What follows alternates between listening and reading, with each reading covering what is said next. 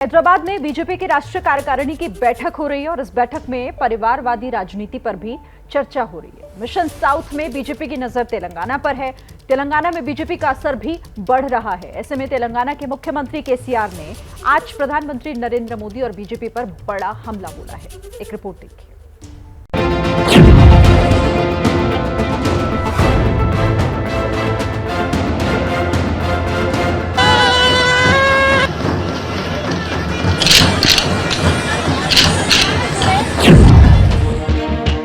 BJP के mission south की शुरुआत तेलंगाना से हुई, तो वहीं तेलंगाना के मुख्यमंत्री केसीआर भी आक्रामक मोड में आ गए।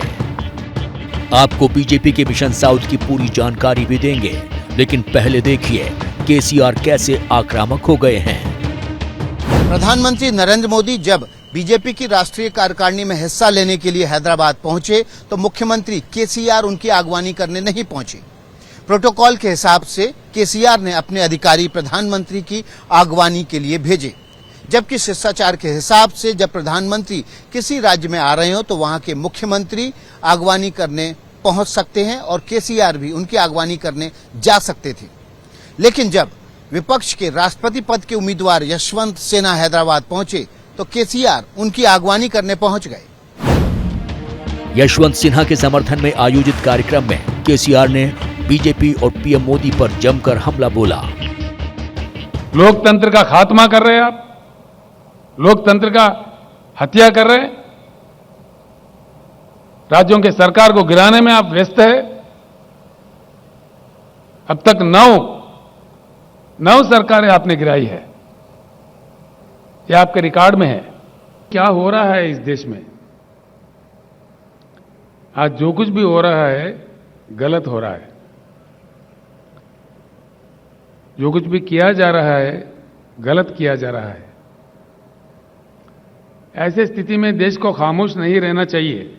हम इतना ही कहना चाहेंगे, माननीय प्रधानमंत्री जी, जिस प्रकार से आप विपक्षी दलों के नेताओं पे गला फाड़ फाड़ के गलत आरोप लगाते हैं,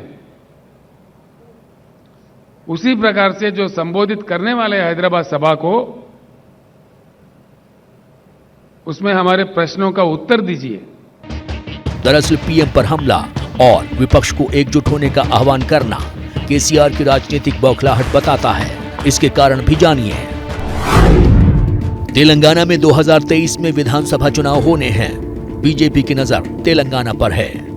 2019 लोकसभा चुनाव में तेलंगाना में बीजेपी ने 17 में से 4 सीटें जीत राज्य में अपनी बढ़ रही ताकत दिखाई। 2020 में हैदराबाद नगर निगम चुनाव में 48 सीटें जीतकर बीजेपी दूसरी सबसे बड़ी पार्टी बनी। ये ग्रास रूट स्तर पर बीजेपी की बढ़ती ताकत का उदाहरण है। बीजेपी तेलंगाना की राजनीति में वंशवाद पर काफी समय से आक्रामक है। देश की राजनीति में आमूलचूल परिवर्तन आया है। इस देश की राजनीति से परिवारवाद, जातिवाद और तुष्टीकरण, ये तीनों नासूरों को उखाड़कर फेंकने का काम हुआ है। 2014 में तेलंगाना अलग राज्य बनने के बाद से ही तेलंगाना राष्ट्र समिति और इसके मुखिया के चंद्रशेखर राव राज्य की सत्ता पे काबिज हैं।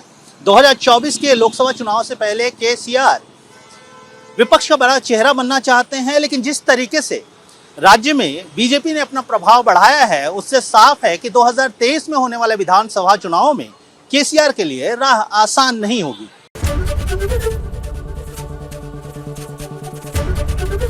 एबीपी न्यूज आपको रखे आगे।